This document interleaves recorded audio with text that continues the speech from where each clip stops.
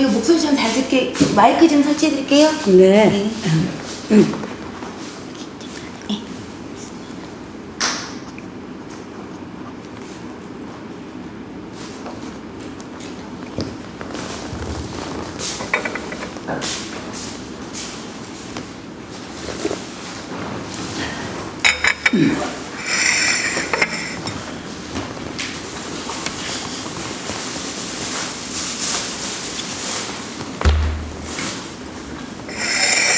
우리 옷은 준비됐는가요? 테이프 안 됐지? 네, 아직 안 들어가고. 요즘 뭐 건강은 뭐 괜찮으십니까? 그래서 아직은 그럭저럭. 예. 근데 저희들이 쭉 이 지역사회 학교라든가 또 뭐 사회활동 아산재단 참여한 분들 다들 건강하시고 또 연세도 많으신데 80 넘으셔도 정리하시더라고요, 아직. 요새는 좀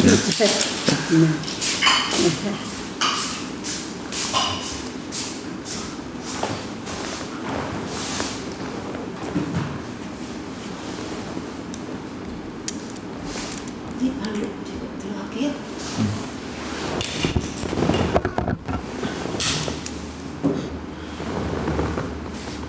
좀 시작해도 괜찮겠습니까? 네. 이 바쁘신데 이렇게 귀한 시간 내줘서 너무 고맙습니다.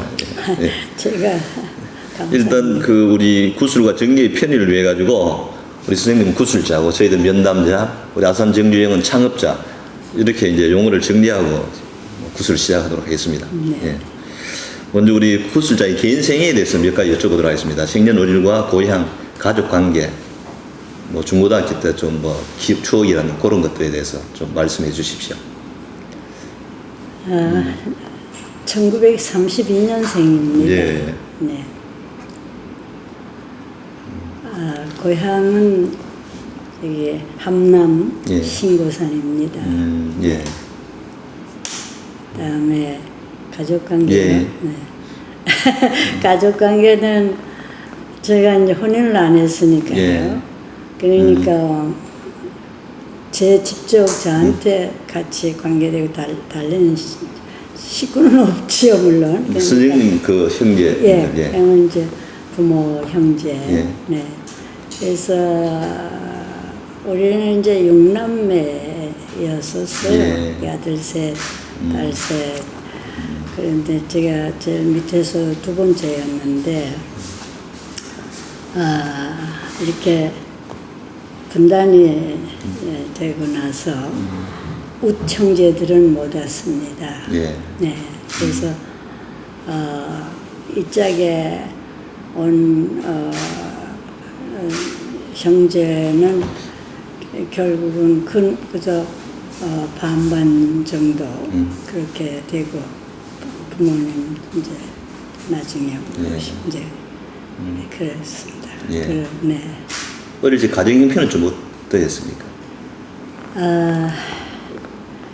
아주 서민 가정이죠. 네, 서민 가정이고, 그래도, 어머님, 아버지, 이렇게 아주 부지런하고 예. 성실하신 분이었기 때문에 그 농촌에서 살고 그러지만 밥은 잘 먹었습니다. 네, 잘 먹고,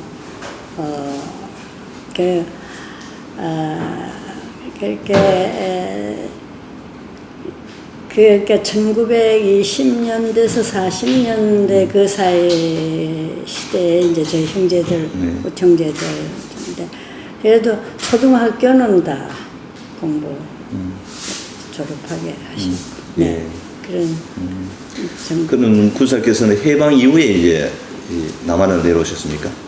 그렇죠. 네. 46년 늦은 가을에. 예. 네. 그때 혼자 내려오셨습니까? 혼자 왔습니다. 네. 그러면 학창 시절에서 좀 간단하게 좀 말씀. 어디 학창 시절? 중고등학교, 중고등학교. 대학교 갈 때까지 과정들에 예. 대해가지고. 초등학교 얘기는 할 거 없고, 네. 초등학교 북한에서 이제 나왔어요. 북한에서 나왔죠. 예. 네. 중고등학교 이제 월남에서 제가 이제 원산 사범학교에 있었는데 2학년 될 때 해방이 됐습니다. 예. 그래서 1946년에 혼자 이제 월남을 한 셈인데 먼저. 네. 아마 제 일생 동안에서 중고등학교, 대학도 그렇습니다. 아마 가장 힘들었던 시기입니다. 예. 네. 그래서 이제 부모님이 저보다 나중에 이제 올라오셨지만은 이미 그때는 또 연로하시고 또 월남도 하시고 하니까 학교를 보내주실 수 있는 형편은 이제 못 됐죠. 예. 그래서 제가 결국 집 나와서 그래서 혼자 돌아다니면서 중고등학교를 다닌 셈이니까요. 예. 그러니까 뭐 모든 것에 대한 의식주, 학비 모든 거에 대한 거를 해결하면서 다녀야 되는 그러니까 가장 힘든 때였습니다. 네. 그러나 돌이켜 생각하면은 저는 그래도 복이 많았는지 아주 어려운 때나 아주 그럴 때 해도 꼭 누가 도와주시는 이렇게 도와주시는 분이 생기시고 이렇게 하면서 사람이 죽으라는 법은 없는지 그래도 그때 고비를 남기고 그리고 학교를 결국은 졸업하게 되고 그리고 오랫동안 또 교육자, 학자로 살아오셨는데 평소 삶의 지침되는 좌우명이라든가 가치관 이런 거는 어떤 것이 있습니까? 저는 이제 인간이 첫 번째로는 이제 자기 모습대로 사는 그래서 정직하고 그다음에 이제 성실한 그러한 것이 참 좋다고 생각하고 그러고는 제가 여성과 나라를 위해서 일할 수 있는 일하고 싶은 그러한 것을 제 가치관으로 생각하고 살아왔습니다. 우리 구수사께서는 대한민국 최초의 여성 헌법학자 또는 여성학자로 알려졌습니다. 특별히 여성 또는 여성학에 관심을 가지게 된 계기는 무엇입니까? 그래서 그러지 않아도 그런데 제가 이걸 가지고 나왔습니다만 제가 여성학자는 아닙니다. 네, 여성학자는 아니고 여성학을 강의하고 그런 저거는 아니고요. 우선 여성학이 생길 수 있는 씨는 뿌렸습니다.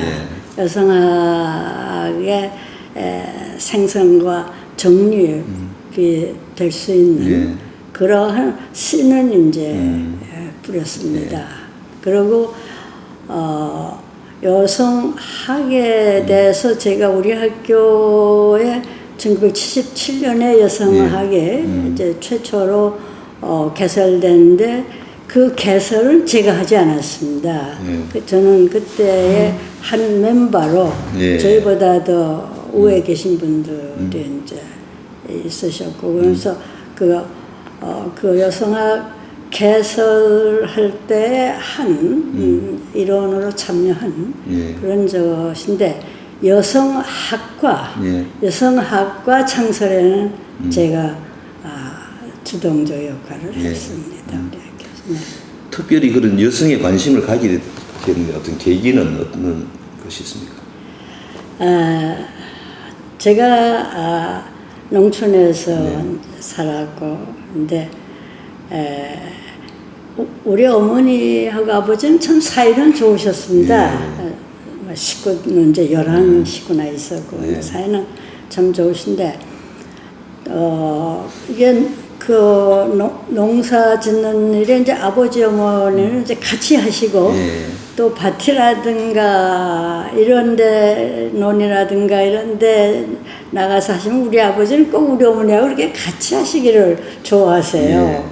그래갖고 그 농사도 이제 하루 종일 같이 아버지와 짓고 그러고는 돌아오시면은 식사와 그것은 다 또 어머니 몫입니다. 예. 네, 그러니까 저녁에 오후에 5시나 이제 그거는 그 시기에 따라 5시여서 돌아오시면 그때부터 어머니는 식사를 하시고 식사를 하시고 그러면 아버지랑 다른 식은 식사를 하고 그리고 아버지는 말라가시는 거죠. 예. 근데 어머니는 또 식사 끝나시면 그때부터 다른 생활이니까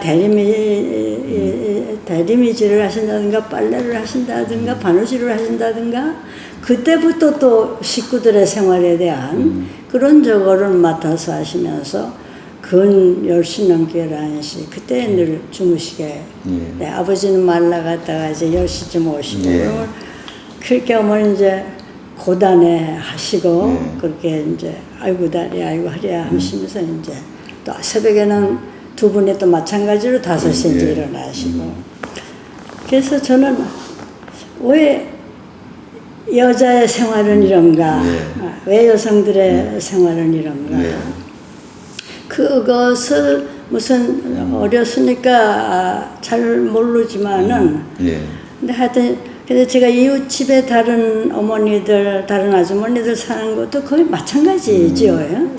그 생활 패턴이 그래서 왜 여성들은 여자들은 이렇게 사는 건가 하는 그런 생각을 가지고 있었고요. 그다음에 또 하나는 제가 족보를 이제 보게 됐습니다. 저희 집에 족보를 이렇게 아버지랑 계실 때. 근데 거기에 우리 딸 이름은 하나도 없어요. 한 사람도. 네. 그러니까 우리 남형제, 조카들까지 이건 족보 다 있는데. 그래서 제가 저희 아버님께 아버지 왜 우리 이름은 없어요. 우리 족보는. 그랬더니 이렇게 쳐다보면서 딸들은 족보에 없는 거란다. 그래서 그럼 왜 그래? 그러면 제가 그러면 딸은 자식이 아니게요.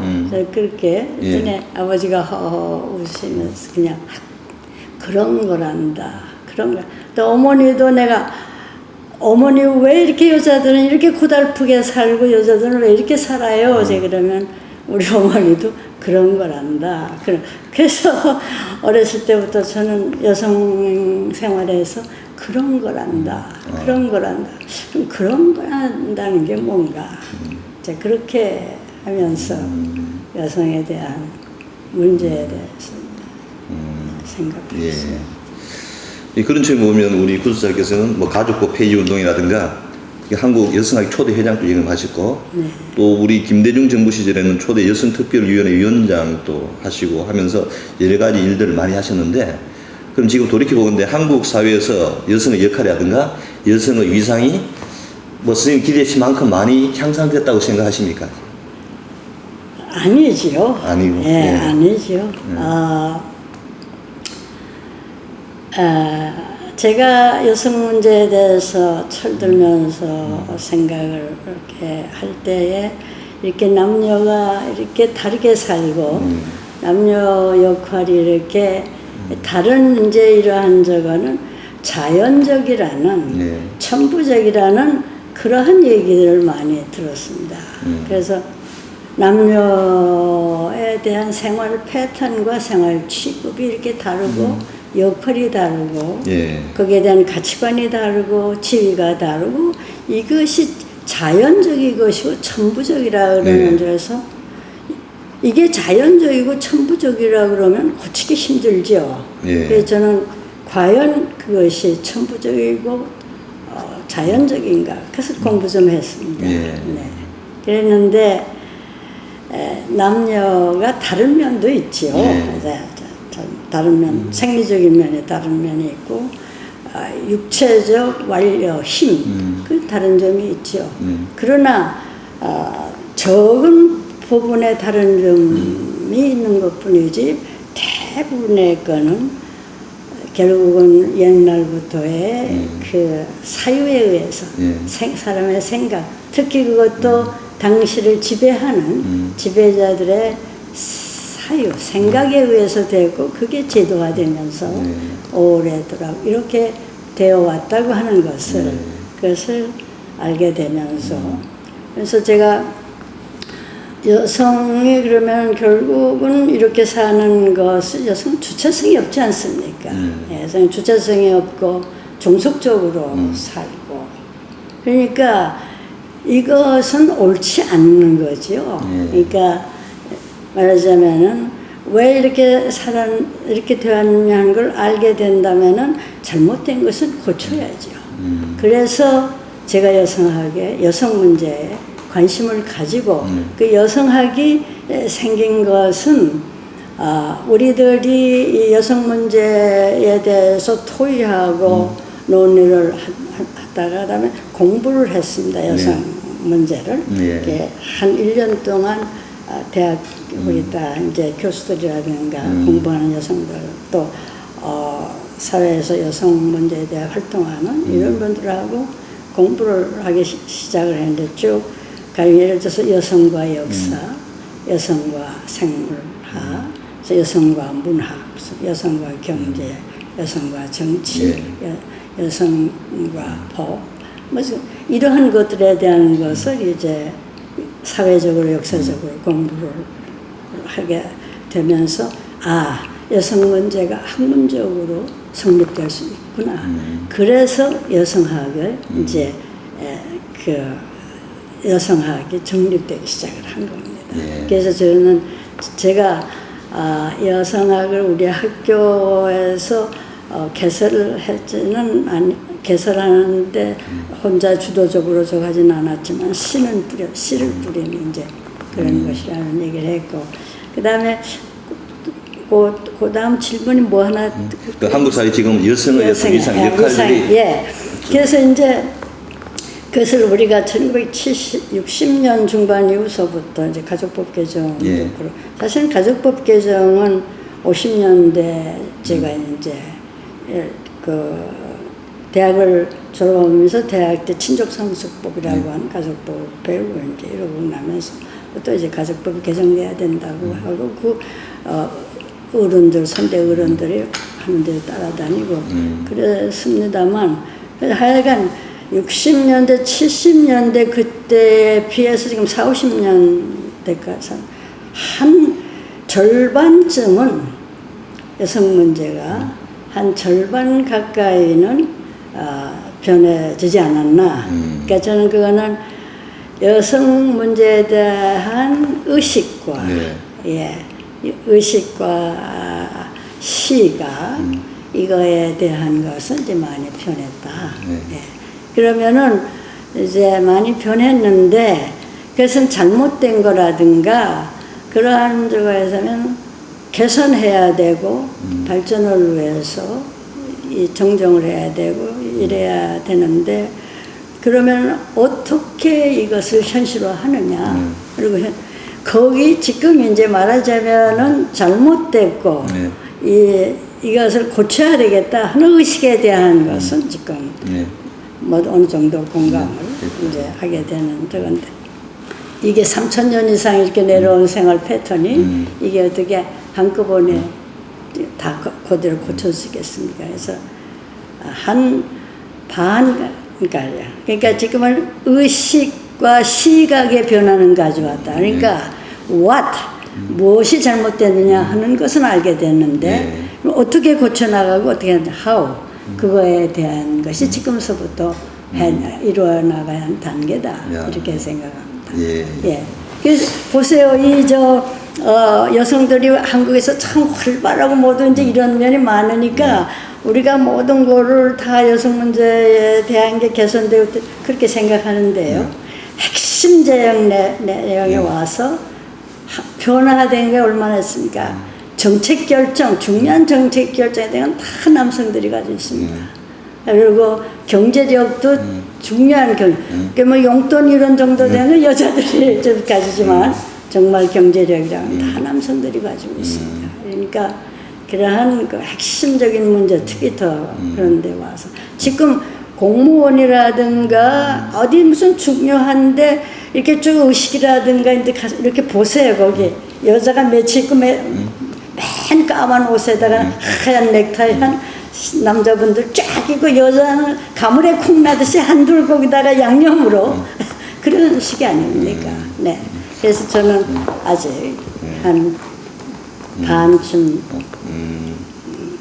왔다. 의식은 어느 정도 왔지만 아직까지 법이라든가 제도로서는 아직까지는 좀 미흡한 부분 좀. 현실적으로 특히 이 문제가 맞아요. 가사와 육아 문제하고 해결이 돼야 여성들이 그리고 일을 하고 제대로 그렇게 하면서 변화를 가져왔던데 가사 육아 문제가 아직도 전부 거의 여성의 몫으로 되어 있는 한 참 어렵습니다. 네.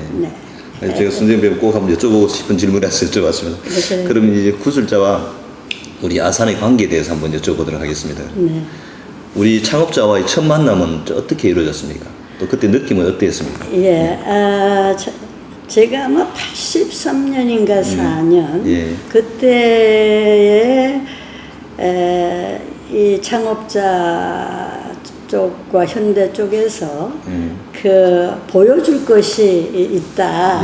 그러니까 참여하겠느냐. 그래서 이제 그 83, 4년 이전부터 우리 학교에 건축을 하기 시작하고 그랬으니까 그래서 우리가 뭘 보여줄 게 있으니까 가자. 그래가지고 이제 경비행기를 타고 간 것이 말하자면 서산 간척지였습니다. 네. 그래서 서산 간척지에서 그 실제적으로 얼굴을 맞대고 배운 것은 처음입니다. 네. 그때 주로 이제 그럼 초청해서 이제 그 간척지를 보여주고 주로 나눈 대화는 무슨 말씀을 하시던가요 그때? 그러니까 간척지에 우리가 이제 가가지고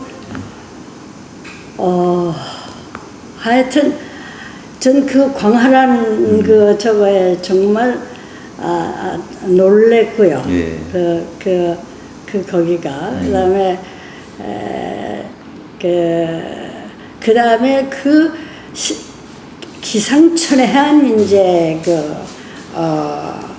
일들이 벌어져 있는 일에 대해서 정말 어떻게 인간의 힘이 이런 저거를 할 수 있나 이제 이러면서 우리가 이제 얘기를 나누는데 우선 점심을 이제 먹고 이제 갔는데 그런데 제가 이 창업주에 대해서 인간미가 있으시고 이제 그러다고 느낀 거는 우선 굉장히 소박하셨고 소탈하셨습니다. 아주.